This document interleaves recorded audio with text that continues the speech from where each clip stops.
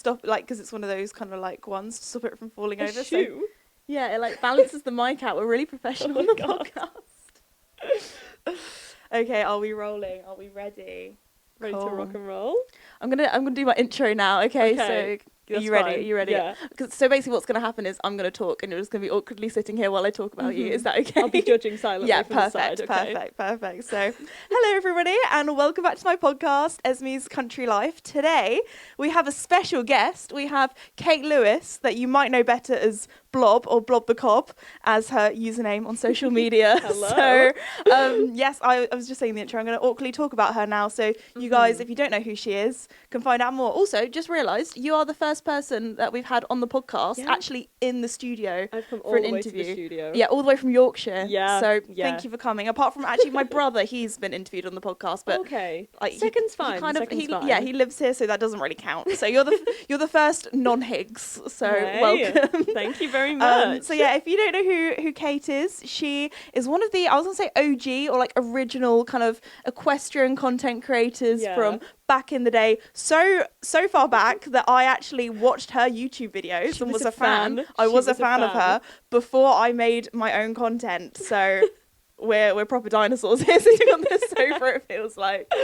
But yes, before we begin, we're gonna have to do the podcast. It is sponsored by the incredible Red Post, so I'm gonna have to do my spiel now while you awkwardly sit here. I will sit and silently judge again. For the perfect, thank you. So, just want to say a huge thank you to the sponsor of the podcast, Red Post. Red Post is an equestrian and country store based in the UK, and they also ship all over the world. And I know because it's summer now, everyone's off for school, that there's going to be a lot of pony camps happening, lots of shows, competing, that kind of thing. And do you know what you need to do? You need to stock up on your grooming supplies. So fly spray, shampoo, hoof oil, those things, they run out quick. And do you know where you can get them?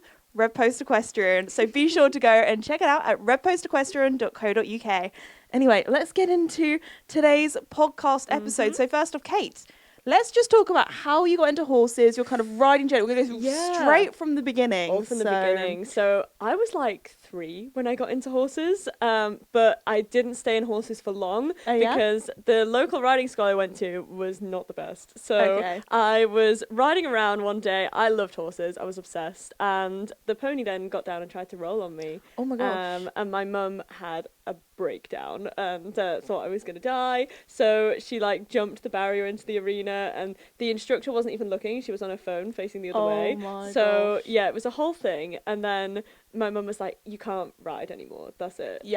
So then for years I'd begged and begged and begged. I wanted to go riding, and it was only when I was about 9 that I finally went back. Wow, that's a lot of years of begging. Yeah, a lot of years of begging. But in the end it was my school that brought my parents in, because you know, like creative writing in school. Yeah. So they had like called my parents in because I'd written, I don't remember doing this, but apparently I'd written like some creative writing thing about how much my parents had like crushed my dreams. And gosh.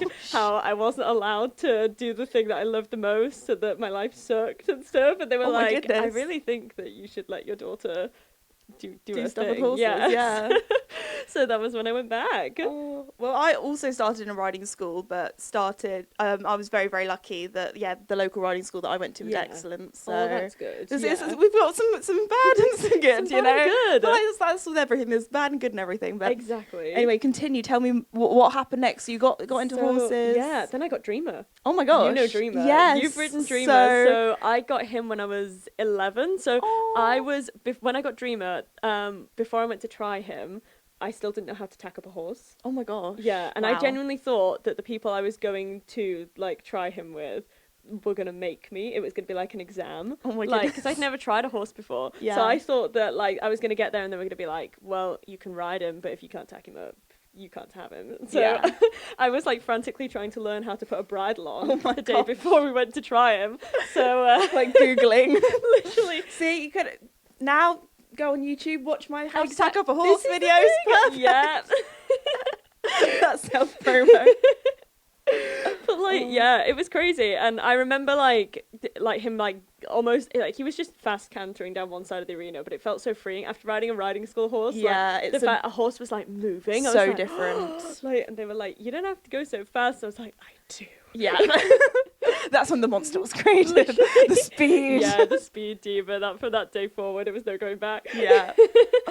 Oh, amazing. So yeah, I actually, we were saying kind of previously that I have ridden Dreamer back in the day. So yeah, I actually, I think was it the first time I ever met you actually was when I went to your house, which I feel like is quite a wild thing. Like that is not a very normal thing to do.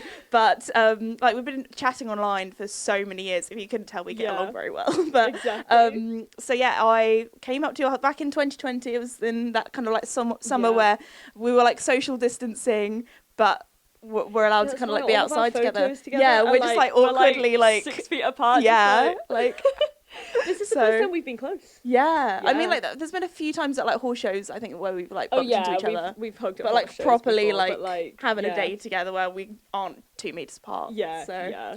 No, wild times how things have changed. But yeah, I did a video and it was a day in the life of Blob the Cob. And I always, this is so bad, I always forget that your name's Kate because in my mind you're just Blob. Yeah. So can we hear about the story behind why you're called Blob the Cob? Yeah, so Blob the Cob was supposed to be Blob the Cob. Yeah. But the L ended up in there by mistake, by typo. My friend Becky and we made it. And neither of us knew how to change it. It was like OG YouTube. It was the beginning of time. We had no idea how to edit anything. So we were like, well, I guess it's Blob the Cob now, and that'll just have to be our username. But we had no idea it was going to go anywhere. Yeah, so, yeah. you know, why would you think that it was going to be successful? But, you know, yeah. So what sort of year was this? Did you create your channel? 2013, but I'd had channels before then that are really embarrassing. I think it's Dreamer, and then my birthday, so I think it's Dreamer 110499. Amazing. And there's videos of me like dramatically jumping on foot to Heart of Courage, that song that every like OG YouTuber used back in the day. That was there's a few videos of me jumping on foot on there. So yeah, I'd have been into hobby horsing now. I look at hobby horsing and I'm like, you know, some of it's a bit cringy and stuff, but that would have been me. That would absolutely. That was me, but I just did it without the hobby horse. Like me and my friends would jump over like little jumps we made in the woods and that kind of thing. Yeah. So. Yeah, we'd have been on like the hobby horsing Great Britain team. Yes, definitely. Team GB hobby horsing. It's the closest we're ever getting to the Olympics. To be honest, like. True. So yeah, tell everyone a little bit more about what kind of like OG YouTube was like back in the day, because I kind of started more 2015 was when I posted like a few videos, and then 2016 for me was the year where I regularly was posting like once a week. You were because like slightly further I was a little bit behind you guys because you're actually filming a documentary at the moment with all of the kind of equestrian YouTubers from the 2010s. We are like traveling the ago. UK and France to see my Lauren. gosh. Yeah. So we are going around and we're talking to all of the OG YouTubers and equine content creators from the time, because we've got a few non-YouTubey ones really. But yeah, it's been so nostalgic, like so nostalgic. We've been talking about it while I've been here. Yeah, we have. It's crazy nostalgic. But yeah, like YouTube back then, it was so different because it was edits. It was literally just edits to songs and audios. We used to strip audios from popular TV shows and stuff, break them down into bits that made sense for horses and things. Like I could recite so many audios. Like I guess that's kind of similar today with like on TikTok. There's a lot of audios that kind of like go around and that, so it's kind of come like full circle. But I would say back in the day it was very different. Like this was before kind of like vlogging was really a thing, I want to say. Vlogging wasn't a thing. Even the mainstream YouTubers like Josa, Casper Lee, all of them, they were still making videos where you were like sat on the end of your bed and like doing pranks and stuff like that. And then they kind of shifted into vlogging. And I think that was when the equine community kind of also started doing stuff like that. Because do you remember like 5-minute crafts and all that kind of stuff, like back in the day? Not 5-minute crafts. Yeah. I remember Jenna Marbles. Yes. Remember Jenna Marbles? Yeah. I remember her making the jean chair from 5-minute crafts. And she literally went out and got like so much stuffing, and it took her like 3 days or something to make this awful jean chair, and it was stapled together. And she was like sat on it with staples up her backside. Like it was awful. Because something that I kind of like I didn't realize this at the time, but back in the day YouTube, they were really pushing videos, I think around 2016, which were like tutorials, like how to do this, how to do that. So when I did like a video like how to tack up a horse, that I think is one of the reasons why it got into the algorithm somehow. So it's like, kind of wild how it's crazy crazy. We've kind of spoken about it a bit, but like you kind of went down, like you started something that none of the equine community had done before, like, and it was so, like, in a way so simple, but like so many people wanted to see stuff like that. Yeah. We kind of all just assume like you as well, like obviously we all know how to like tack up and groom horses and stuff, but back in the day we didn't, and like having someone there that was posting videos like that is so helpful I guess fascinating. I came from a completely non-horsey family, and I thought, oh, you know, if this helps like one person, then, you know, and I just had so much fun making videos. And I think back then it was just like a very different time, in the sense where we were all posting these videos of us and our horses, kind of like as a video diary, something to look back on, something to have fun with. And I think the thing that's so nice is that when we all started, we never thought it would become like a career, never thought it would become anything, because obviously like you had your Zoellas and PewDiePies that were at the top of their game, and you could kind of see like, yes, they were making a career out of it, but none of us ever thought like horses there'd be enough people who enjoyed horse content to ever make it. Out her calendar, and yeah, it all went downhill from there. Everyone's got a story. You can't mention Zoella without mentioning the calendar. But yeah, like it's just changed so much. It has. It's wild. Like the content, like it has shifted so much in the main YouTuber space as well. Definitely, like really everything's has. kind of been Mr. Beastified, where everything has to be a challenge and everything has to be bigger and better and kind of almost more dramatic, when at the end of the day you can only do that so much. And I think when you're, you know, working with horses, working with animals, like, you need to put the animal first. Film with the Mr. Beast video, and then he cancelled at the last minute. I was like, damn it! I thought I could win about £1 million, and then I was like, oh, I suppose on my way home, so I'll just pop in. Second best. So since I've last seen Kate, you are now a mother. I want to hear everything about motherhood, about what it was like having the horses while being pregnant, and then having time off riding, because I find that so fascinating. And I feel like not many people on social media really like talk about that. So if you're comfortable talking about it, I would love to hear like your story. Yeah. So being pregnant, I first had like a full-on plan for the horses. I was like, I'm gonna ride them until this exact point, and then I will get someone in. I'll get a friend to ride them, and then maybe they have a couple of weeks off here and whatever, and then someone brings them back into work for me, and then I'm ready to just go out and compete again.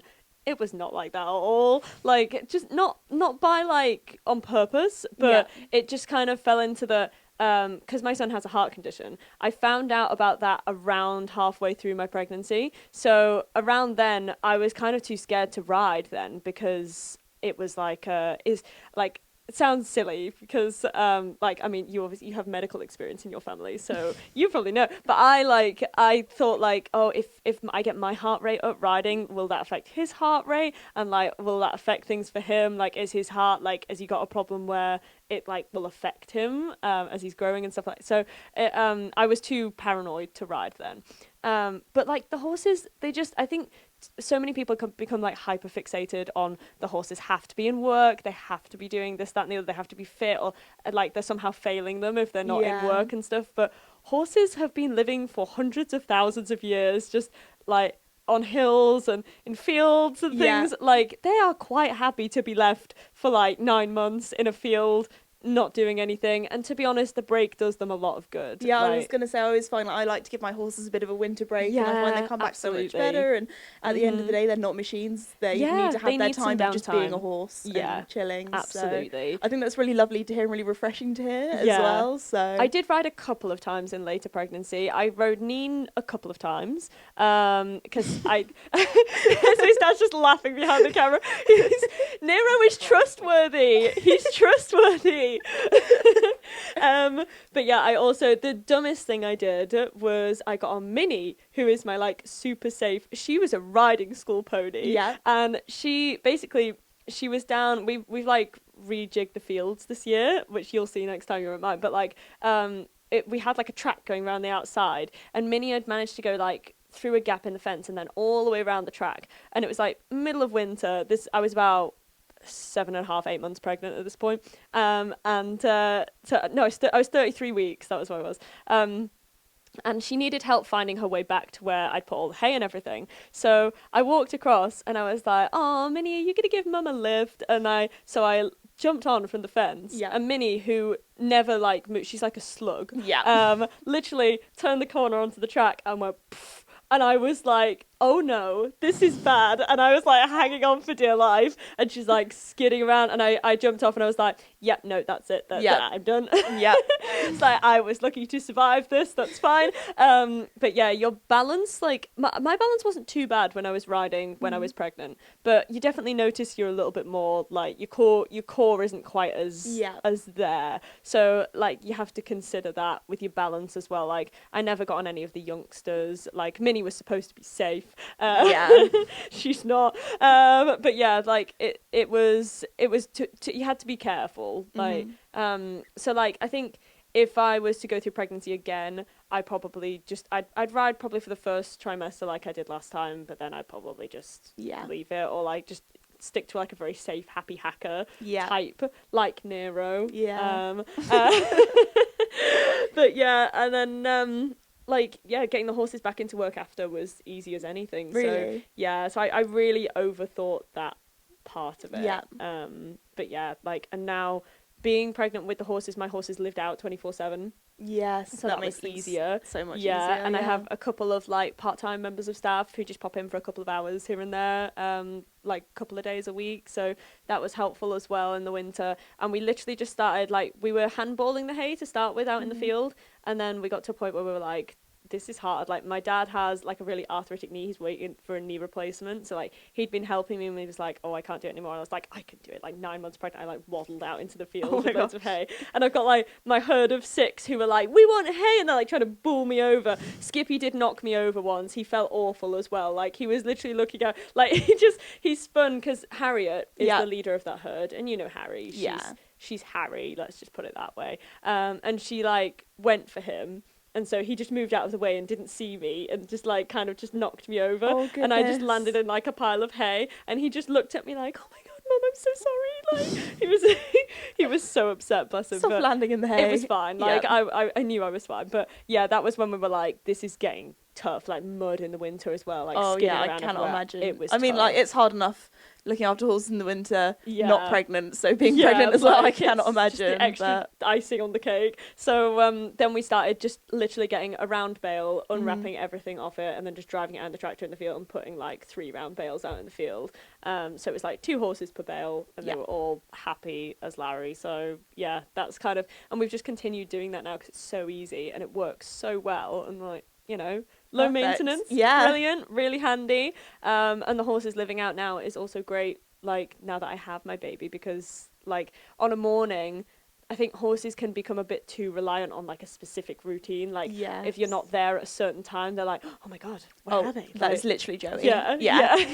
So like I couldn't have mine being like that, because like if my son needed anything on a morning that was going to take a while, like I couldn't have them suffering from it. So them living out is perfect, because you know, it doesn't really matter what time of day you do things, you know, so it's fine. They've got automatic drinkers, and they've got their ad-lib haylage bales, so they're living their best life. Oh, that's even so Nero, he'll live outside now. Oh, like, he has access to a stable, which he does go in when it rains. He is a wuss. Oh, that's Casper as well. Casper, you'd think Connemara, Irish. No, must be tough. Hates the rain. Hates the rain. But what was it like getting back in the saddle kind of postpartum? Oh, scary. Yeah. Scary. Like, excited. Like, as soon as I'd had my baby, I wanted to get back on a horse. Yeah. That was like, not immediately, obviously. Yes. Like, mentally, I was there. Physically, I was like, no. No. Need some time to recover. Yeah. But yeah, it wasn't what I thought. Like, I first jumped on Nero, like, just, you know, bareback, like, because Nero doesn't even have a saddle anymore. Like, I had it all to fit one of the other horses, so I was like, I'll just get on Neen. So I like had him stood at the side of the fence, and I kind of thought I would ache, like in like terms, like I think people could use their imagination. I thought that would be like the areas that hurt, but it wasn't. It was literally just like when you haven't ridden in ages, really, and like it's all like your thighs and like core and stuff. Like, but like it was painful. Like I jumped on, my thighs were like.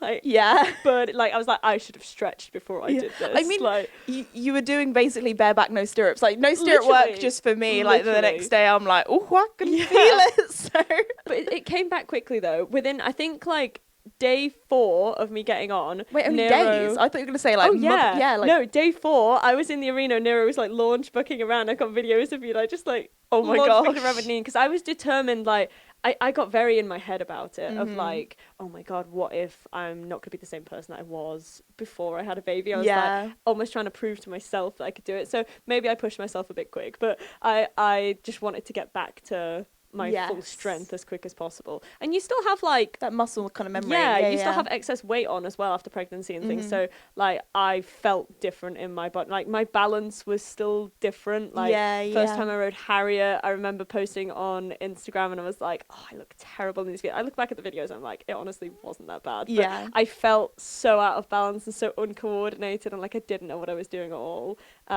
So yeah, it's different after pregnancy, but I feel normal now. And that's nice because it's like me +1 and back to my normal self. Well, I feel like we need to talk about Nero because we've talked, like we've mentioned him a lot. And for people who don't know who he is, give us his backstory and everything because I feel like he's got such an incredible story. He does. Like Nero, you write books. Can you write a Nero book? You have to write a Nero book. Like, he'd make a great book. So Nero actually started his journey off at the side of the road. He was a gypsy cob, so he was with the travellers, and he just had the side of the road. And then his first owner, so he's had like 4 after the travellers, like they bought him off the side of the road and kind of realised that he could jump and that he had some talent. Oh wow. But he was literally just watching the old videos of him, like he's always booked. It's always been him. Yeah. But like he had like he was just a ball of fluff basically. And he looks so different. Listen, he looks a lot heavier set as well. Yeah. I don't know whether you've seen like the original Nero videos. Yeah. All those edits. You were a Nero fan. Oh, she was committed. What can I say? But yeah, like he started there, and then gradually with each owner he did more and more and more towards the show jumping. And then Natalie, who had him, well, I met him when Sophie had him, which I think, did you know him when Sophie had him? I feel like I might have seen some of the old videos, but I only found out about him through you. Through me, I want to say. Yeah. Well, Sophie was when I found him on YouTube, so that was when he became kind of like YouTube famous. Yeah. So we used to watch videos of him. I was like a little bit bullied in school, so I never used to like eat with the other people in school. So I used to eat in like the school changing room on my own, and I just watched videos of Nero like, oh my god, he's so amazing. I was a fangirl big time. And then he came up for sale. This was when I had Dreamer, and I really wanted to buy Nero, and my parents were like, you're not ready, and my friend was like, you are not ready. Like, I had Dreamer to Nero. That's not a transition. That's not a leap, that's a canyon. Yeah. It really is. But I was like, I could do it. I was like, I could do this. Yeah. I could do this. But no, then Natalie bought him, so I was devastated. I was like, oh, this girl, like, she's stolen my pony. Like, she didn't even know me. I'm really close with Nat now, so she won't get me. So yeah. And then, I followed him for years with Nat. And then I got Bob at the same sort of, just after she got Nero, I got Bob. So Bob was a far better transition transition pony, I should say, because Dreamer really didn't like jumping. So I hadn't been used to sitting on something that actually wanted to jump. Yeah. I thought Sophie Ball was like a magician because I was like, I thought all horses were like Dreamer. I was like, how does she jump like 120 when I can't get Dreamer over this cross pole? Like, you know, like, how is this a thing? But then obviously I got Bob and I realised, oh, there are some horses that don't like jumping and some horses that do. Yeah. And Bob was like towing me into the fences and stuff, which is a nice feeling. Yeah. So I had Bob and I started doing like BS on Bob and it's British show jumping. And we built our way slowly up the levels and stuff. So Bob had never jumped BS before. He jumped up to like 90 or a meter or something, unaffiliated, which unaffiliated shows they tend to build a bit nicer as well. Like, you're like, oh, I jumped to 90 unaffiliated, and then you go out to an affiliated British novice and you're like the technicality of it, it's just chunkier. The Oxers are all chunky. Yeah. So that was kind of what we found when we went out, but we started doing good at that. 110 was like Bob's perfect height. Yeah. In the end, 120 like he could do, but he was really short strided. He had like the stride of like a 12-2 pony. So like in every combination I was like galloping for my life, like trying to get out, and he put like 2 in 1s and 3 in 2s and stuff, like, so it really depended on what combination you got as to whether he was getting out the other side or not. But yeah, like, and the whole time I was following Nero, and I was stalking poor Natalie. So with Bob, you went from what height to what height? Because I feel like you guys... I went from my first... See, I was a cocky child. Okay. I was awful. So when I got Bob, I thought I was the bee's knees. I was like, this pony and me, we jump like Mia now. You know, it's getting serious. So my first show with Bob, I actually did 3 classes, which I would never do in a million years now. Yeah. But I did the 90 meter and 110 at my first show. Bearing in mind, this is a girl who had been like eliminated in every 60 centimeters she'd ever done. And I was like, I'm ready. Get me out there. Oh my gosh. And by some fluke, we went clear in the 110 and came second. Oh my gosh. I still have the video somewhere, and I watch it back and I'm like, I will show you later. You can react to it. Perfect. It was horrific. Like, I'm literally just a sack of potatoes, but you could just tell. You can see the look on that little girl's face. You've got the passion, the ambition. No, not even the passion. She just thinks she's the best. Okay. Like, she thinks the she's arrogance. Like, she's John Whittaker, but a girl. Like, Okay. she's so cocky. She was just riding around like, I own this ring. And everyone was watching her like, you can't ride, mate. Like, you need to sit up and actually put your leg on and do something. I was just like, Bob will do it for me. It's fine. But yeah, so that was me. And then my cockiness was swiftly ended when I decided that this is the day I learned that striding was a thing. Yeah. And like that was kind of important when you were jumping. So they put up like a really, I think this was like our second or third show, they put up like a meaty like meter oxer in the warm-up ring at Bishop Burton. And I have that on video as well. And I came into it and just with no striding at all. You can see me coming into it, literally just sat there doing nothing. Oh my gosh. And Bob paddled it, went down, did a rotational, and I broke my collarbone. So goodness me. That was that. I remember my friend running across, and I was like, oh, they're coming to see if I'm okay. And they were like, Bob, oh my God. And Bob was covered in sand. Like, Bob was absolutely fine, but covered in sand, and so upset that he was covered in sand. Yeah. Like, he was like shaking, like, oh my God. I've got sand all over my nicely groomed fur. Oh like, my God. He was so emotional. But yeah, then I only realised when my dad was trying to get my body protector off, my shoulder was not. Well, it's a good thing you had a body protector on. Oh my goodness. Yeah. Do you want to see the broken shoulder? Do you have like a picture? I have no. Oh, like it's still. Oh yeah. So my collarbone is in. Sorry, my collarbone is in 2 bits like that. So it's got like a little bump. So see, I have a broken rib, and if you feel it on like a certain angle, you can feel a little lump there. It's a weird podcast. And we're just we're just like prodding one another, like whoa. Yeah. Oh my gosh. But yeah, after that I decided striding was important. I lost a bit of confidence, built that back up again. But yeah, this whole time I was stalking Nero, to the extent where it got real creepy. Like when I was at Arena UK, and I knew it was Natalie's birthday coming up because I stalked her on Facebook, and obviously, you know, she was like, I knew it was her birthday coming. So I bought her an engraved Dark Emperor bracelet. And I sat on the stand in front of her. She didn't know who I was. Yeah. And I sat on the stand in front of her, like 2 rows in front.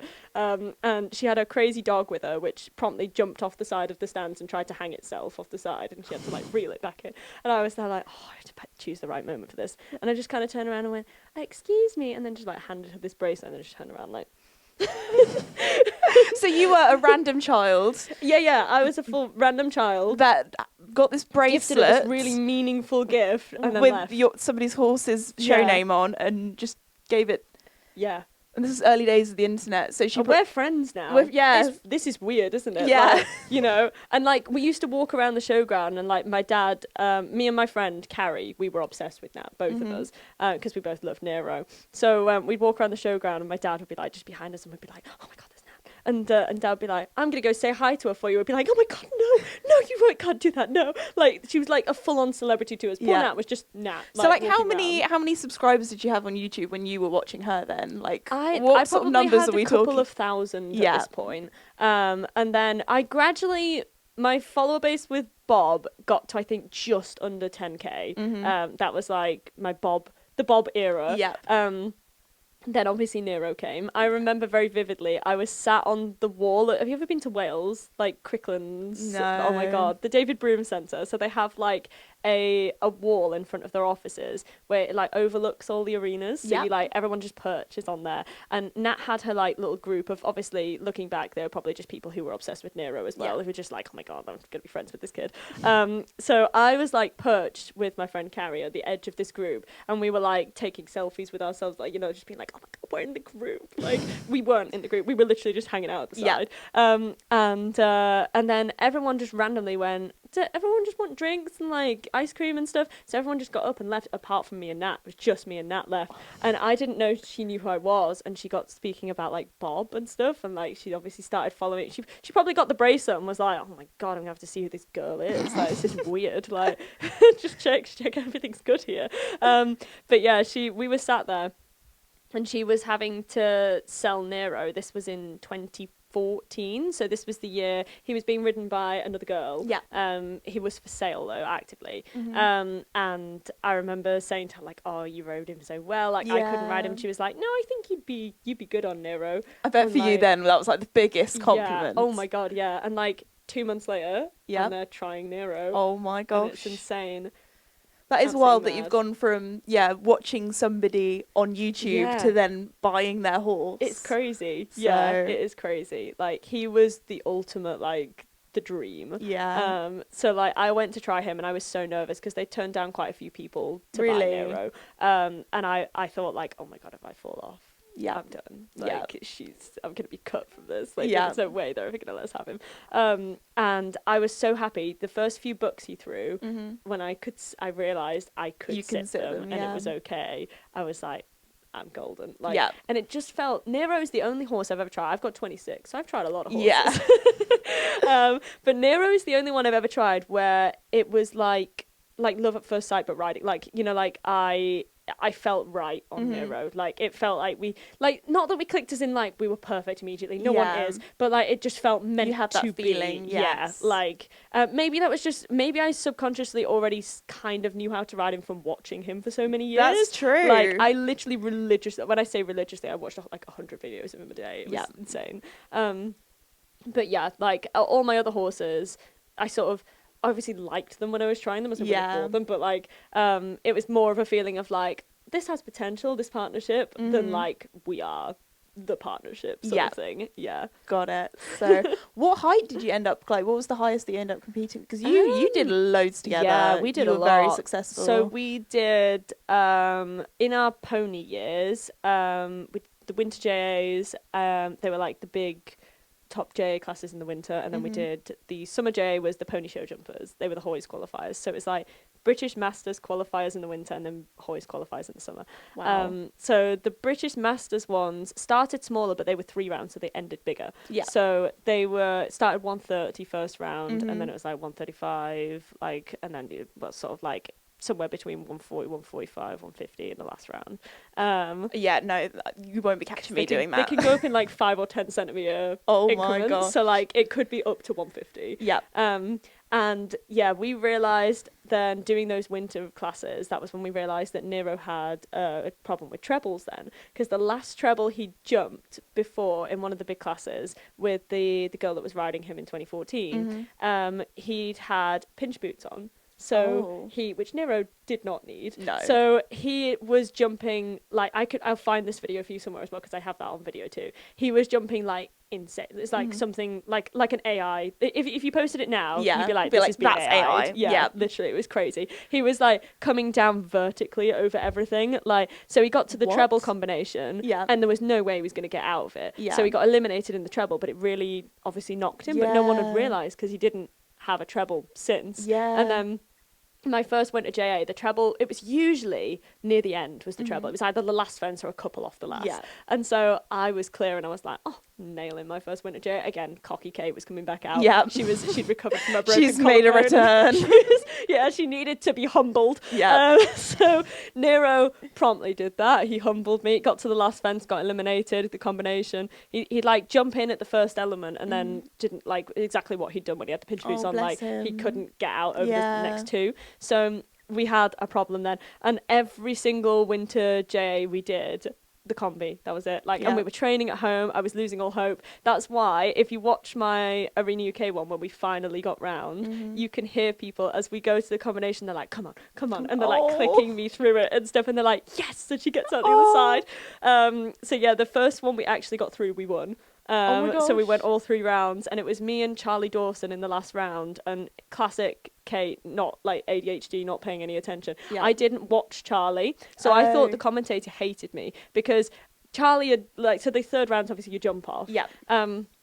Charlie had a fence, and I didn't realise. So all I had to do was jump a clear round. But so when I went into the ring, the commentator went, let's see if Kate can finish on a good note and jump a treble clear. So I didn't realise she'd had a pole, so I thought, he hates me. He's just basically said, like, well, Charlie's going to win, so Kate's like, she's trash. So I was like, like right. the real, like, trash talking kind of. So that was like, I was going like the clappers in the last round because I thought, right, shove this like to the commentator. And then you could hear like some of my friends in the background being like, what is she doing? Doesn't she realise that she just has to jump right clear? And so everyone in the audience is clicking me round as well because they're like, oh my God, she's going to be gutted when she realises that she just needs to jump a clear round. So they're like, every fence you could just hear people like, like, egging me round. And Nero, in classic Nero style, there were 2 fences at the end, and in between he threw so many books and like there's like popped out over oh my gosh, so funny. And they played Frozen, which was a little disappointing, but you know, it had been a bit overdone at that point. I was like, what's my song? Oh but yeah, so that was the winter JA did season. you go clear? That was the one where you did go clear? We did go clear, so we you might have gone fast. That's just showing off basically at exactly that point. Yeah. So I still don't think I'd have been quick enough to beat her. Really? But in my head I killed it, you know. Cocky of Kate, course. she was back again once again. There's several increments of Cocky Kate through my career, and I look back and no one knows when they are apart from me, so I watch the videos and they're like, oh wow, that round was really good, and I'm like, that was her. That was my alter ego. My alter ego, Cocky Kate. Oh gosh. But yeah, then we had the summer season, so that was the pony show jumpers, and so obviously coming out of the winter season, that was my last winter J8, so I was so cocky going into the summer season. I was like, first one, we're going to qualify hoys, we're sorted. First one was at Western Lawns, and it was huge. I stood on the hill at Western Lawns overlooking the arena. I was like, I can't do this. Like, it was massive and it was carnage. That is the most faults I've ever had in a class. Oh, really? I don't know what I did. I spoke about this in a video ages ago, but it was, I think I got like 37 faults. Oh my gosh. That's insane. Is that even possible? And all that was 1 stop and loads of time faults. Oh, okay. So I don't know. I must have hacked home and then come back. Yeah, and then they're like, oh, it's still going. Oh no, the clock's still going. Yeah. And then it just continued. I don't know what happened. But yeah, so that was, and I don't know how as well, but on Nero, I managed, there was a double at the end, and it was a treble bar, 1 stride, upright out. Quite nice double, really. Yeah. I managed to put 3 strides in there on Nero. And I still look back at that video and I'm like, how is that physically possible? Yeah. Like, we kind of like went out the side and then back in a bit. Yeah. But yeah, that was humbling. First one of the year. And then it just kept like getting a little like almost there and then no. Almost there, no. And then we went down to Bicton, 10 hours for us. That took us. And I nearly qualified at Bicton because there were like no clears. I was 7th to go. And there was an open water. And Nero never ever put his foot in an open water, so I knew I was fine. But the first 6 people had all had a foot in the open water because it was a dodgy turn. It was like you jumped an ox and it was like a full 90-degree turn to the open water, so you didn't have that much space to get a lot of oomph. But Nero didn't need them, so I was fine. But the combination was his worst one, and that was right before it, so I was like, well, I don't even have to worry about the open water because I'm probably not going to get past the combination. But he did. He like, it was ugly, like he scrambled through the combination, but I was like, oh, this is it. Like, you know, when you just get that feeling and you go, you're like, oh my God, destiny. And then so I jumped the open water, flew it by miles, cleared it. As soon as he landed, because he was the first one to clear the open water, everyone started clapping. Oh, so Nero, that was the end. It was Nero like, was like, I'm done. So he started launch booking down to there was like this, like, it was basically an upright double and then an oxer. That was it, done. And he launch booked down, we're on grass at Bicton. He slipped through the double, and then they had to reset it, obviously, at that point. And he went round, jumped it clear, finished, like, clear, clear jumping. I was like, If everyone just hadn't have clapped. So frustrating. Yeah. 10 hours for that. And Oh my Ziggy, gosh. that was the show Ziggy had a meltdown at as well. He was going through his sensitive Ziggy era. So like, if you riding around and then you you breathed a bit too hard, he'd just stand still wherever he was and just have a little oh my god, I don't know what's happening with my life. I don't know. I'd just be there like, Ziggy, you're literally fine. Yeah. I just literally have to sit there until he gradually just went, oh, I'm okay now. And I'd be like, great, now we have about 50 time faults. Yeah. And and we haven't made it through the first fence yet. But yeah, that was an interesting show. And then the penultimate one of the year. So again, we got to the last qualifier, but the penultimate one I fell off. That was a Wales and West. We've again. all been there. We've all fallen off at a show, and if you haven't, your time was will a come. bad Don't worry, show, you'll be part of the club at some stage. But he'd lost a shoe in the warm up, and we had to have that put on. So then he was moved to the end of the class so that I could get my shoe put back on. Yeah, they had an on-site farrier, luckily, and then I went in. And Nero is a spoil sport, so Nero has a lot more going on in his head than people think. Yeah, so he knows how it works. Yeah. So he had an early fence. Nero in his head knew then it was done.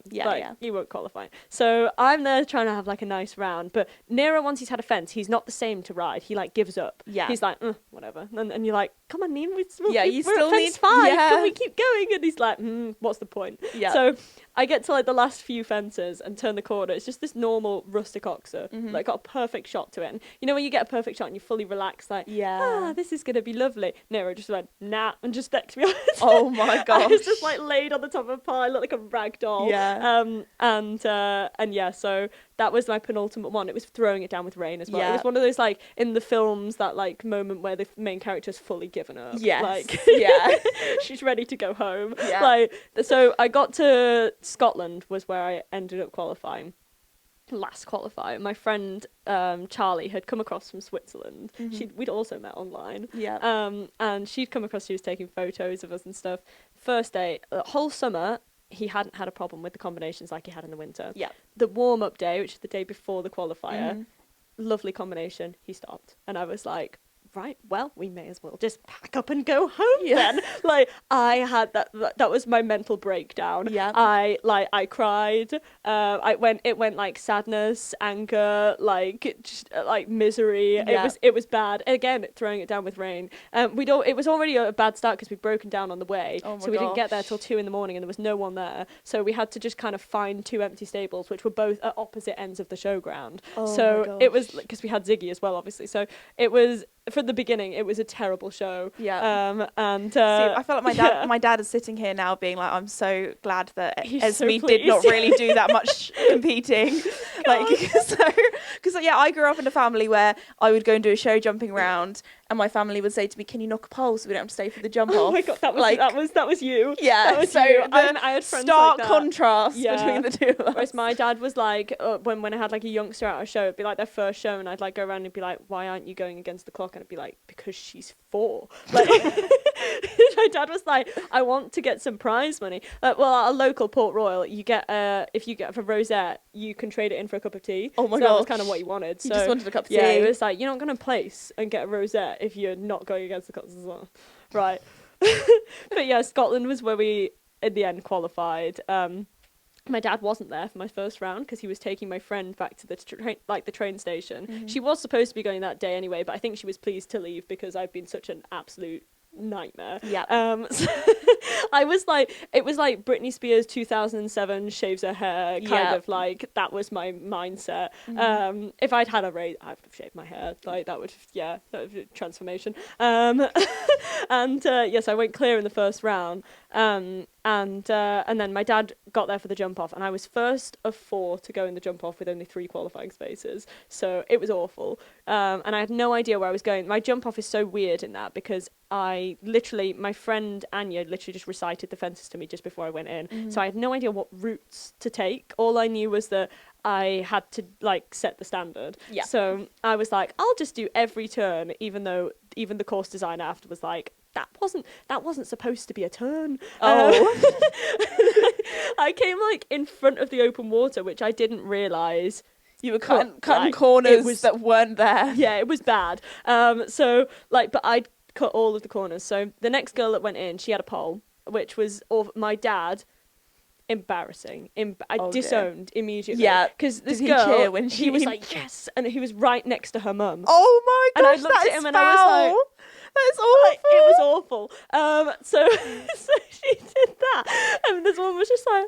To be fair, actually saying that, my mum and dad have done that before, but it was somebody on our team because they wanted to. Natural. They You wanted to do go well. home. Yeah. No, it was the Oh, opposite. They wanted us to do badly against your because team. yeah, our team. So we were in a team show jumping thing, and when my friend knocked a pole, my mum and dad both cheered because it meant they didn't have to take us to the next round. It meant they could go home. So that's what it's like. Oh, you didn't qualify. Never mind. We'll get you a McDonald's on the way home. Get in the car.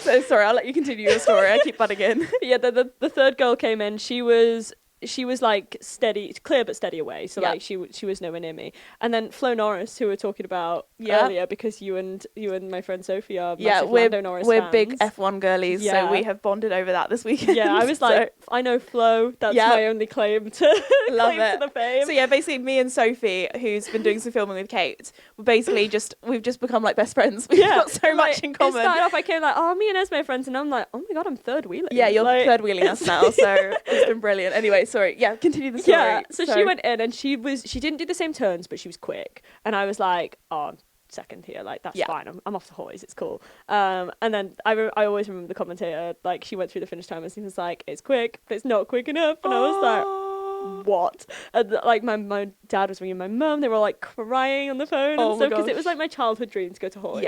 I'd been going to Hoys as a spectator since I was like 10 or something, 10, 11.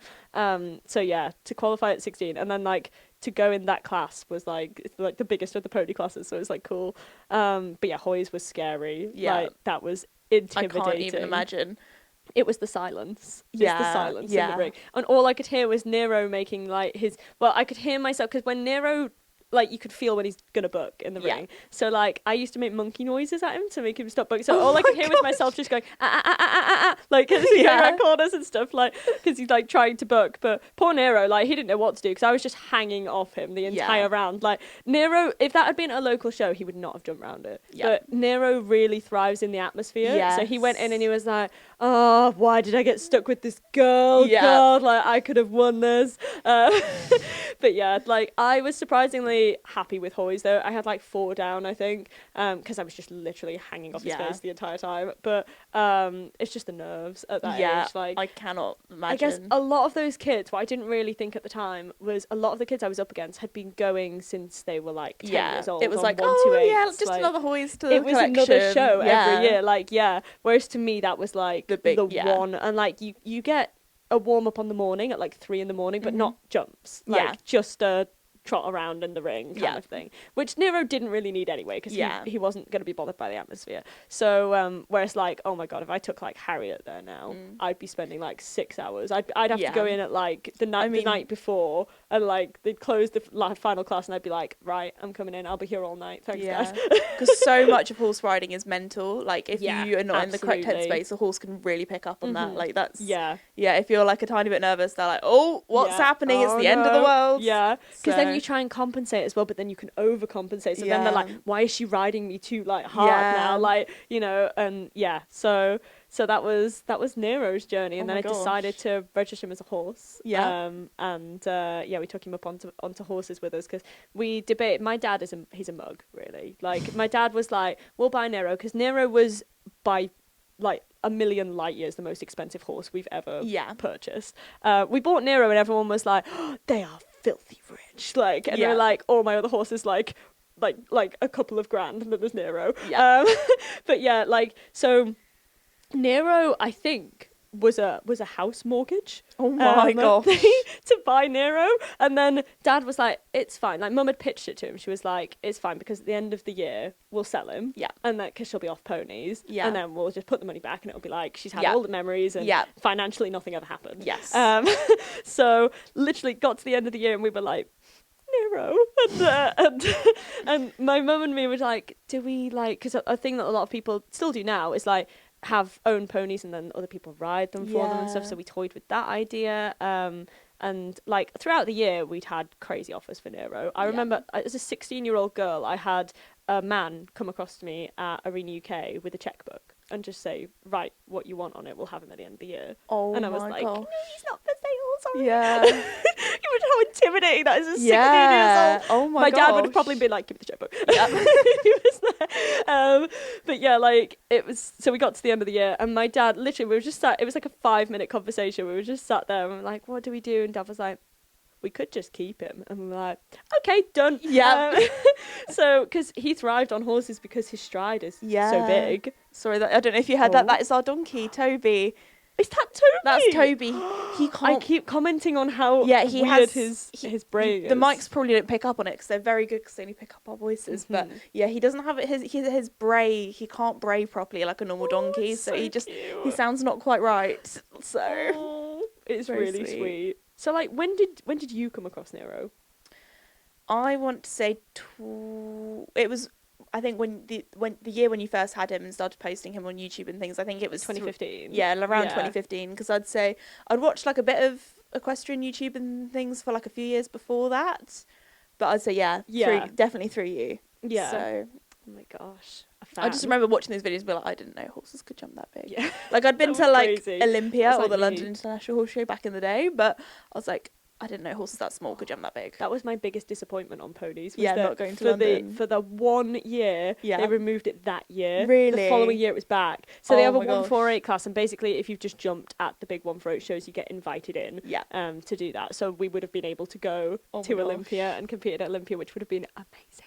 But yeah, we didn't get to go, which was a shame. But yeah, then we continued the following. Our first year on horses was funny because we did a few fun classes as well. I like brought him down the levels a bit. He did a couple of 125s, and then it was like mainly 120 kind of height. That was like Nero's. Yeah. Nero's like in my sleep, eyes closed height was 120. Yes. Which is insane, isn't it? Like, yeah. Like I look back at it now, 120 used to feel like nothing to me, and now I'm like, my gosh. 120 is a bit big. But same. yeah, like I'm gonna chuck you on one of mine at some point. You can jump on 120. Yeah.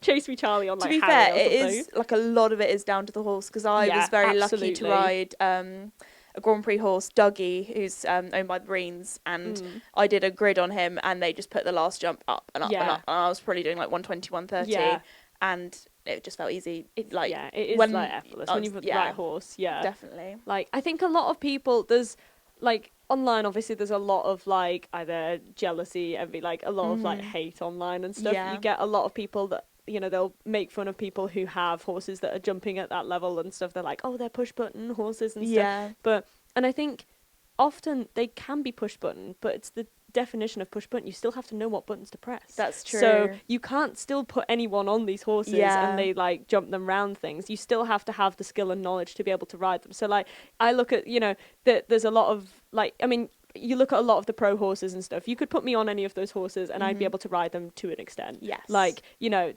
they're good enough that I could get, like if you got an Olympic horse and was like, take this round of 120, I could probably do that. Yeah. But you know, you can't just put anyone on like Nick Skelton's Big Star and be like, here's a 160 Olympic course. And like, they talk about it as if like you could just plonk anyone on and they just off they go. It would be like chucking someone into a Formula 1 car. Yeah, like, exactly. Obviously it can go very, very fast, but there are so many different buttons and you need to know how to drive it. Exactly. So, you know, I think you get a lot of that online, but you still have to know what to do. So 100%. Yeah. But like, let's circle back to Kate now. Like, what's going on your life? Because obviously you're a new mother. You've got a lot going on as well. Your family have a whole cat rehoming rescue. Insane. It's so busy. Yeah. Like, it's Wait, mad. how many cats do you have?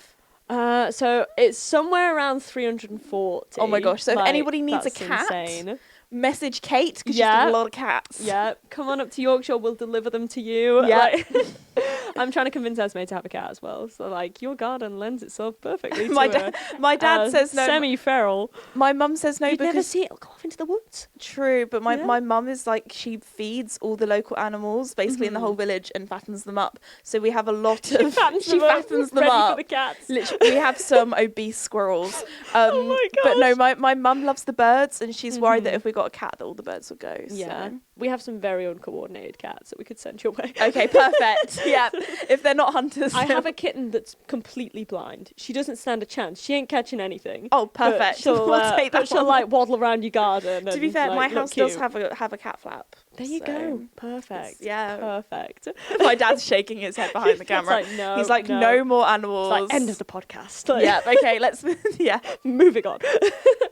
But yeah, we've got a lot of cats. Yes. We've always had rescue animals. Like it's always been a crazy place. But yeah, we started doing it officially. I think the year you came to see me. I think it was. Was when we actually started.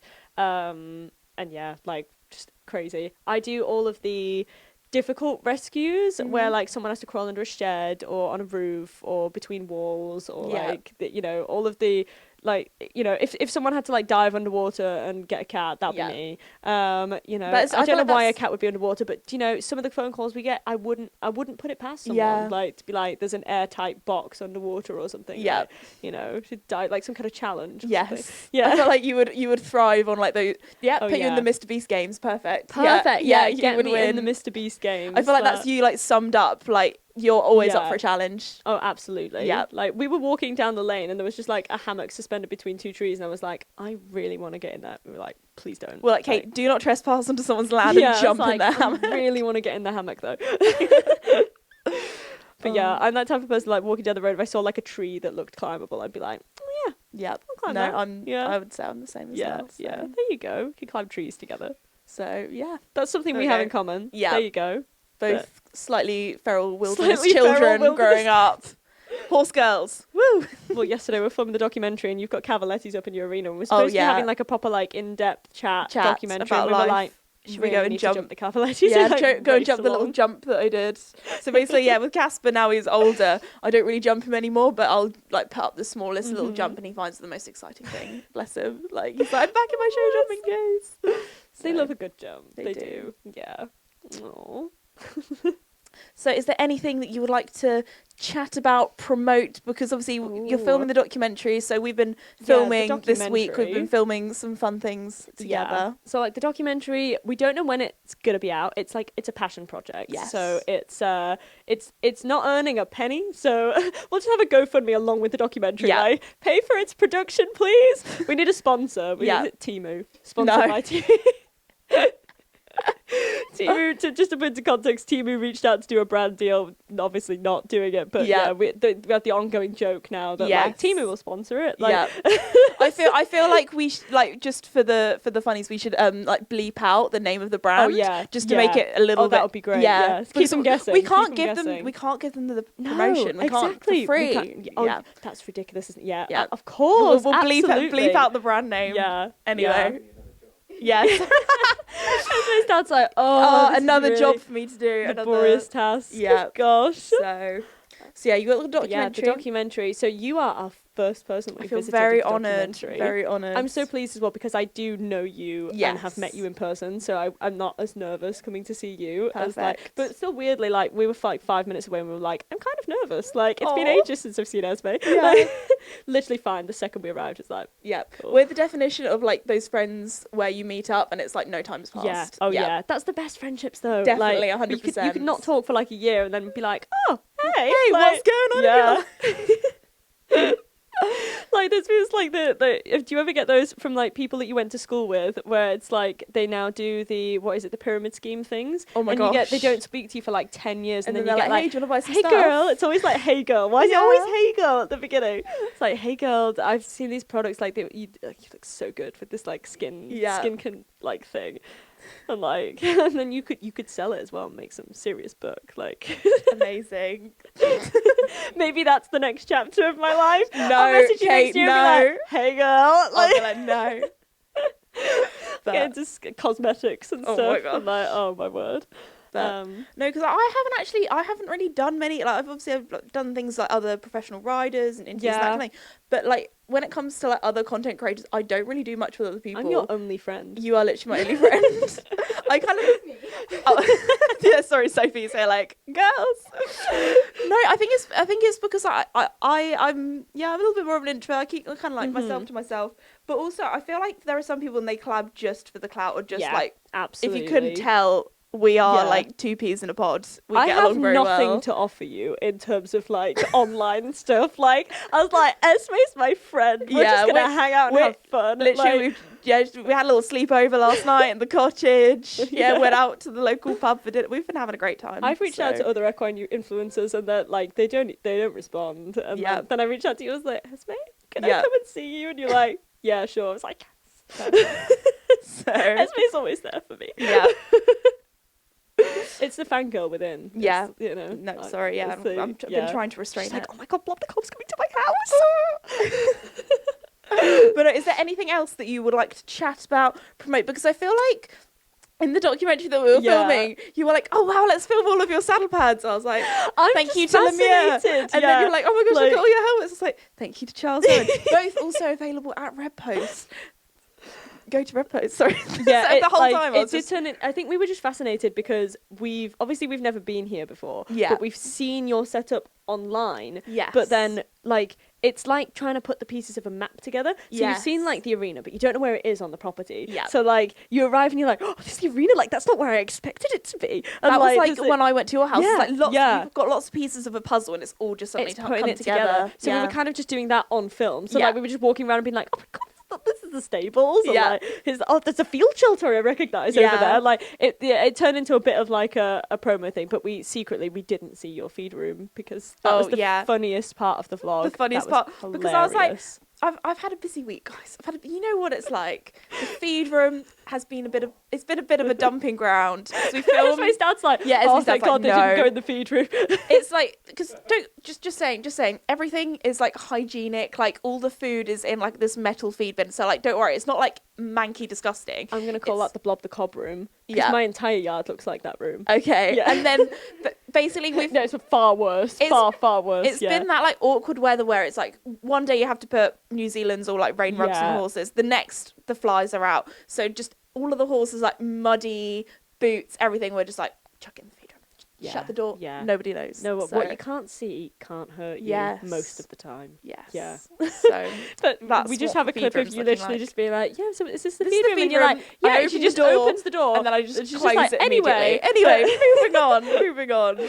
Oh my gosh. But yeah, it did kind of turn into a bit of like and then you're like, oh my gosh, your books. And I was like, books. I was like, I felt like I was just doing like a full-on self-promo. I had a private book signing with you. Yeah.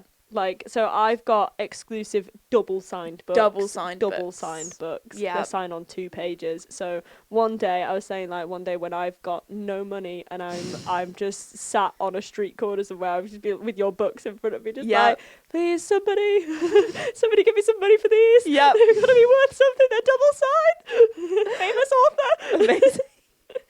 No, let's face it. If I was like, if I have no money and I'll just be moving in here. I'll just be like in one of you, like in one of you, one of the field shelters. Yeah, just, like, you won't know I'm there, but I'll be there. Like you're always there. Just like watching. You're here in spirit. Yeah, here from spirit. Oh my gosh, amazing.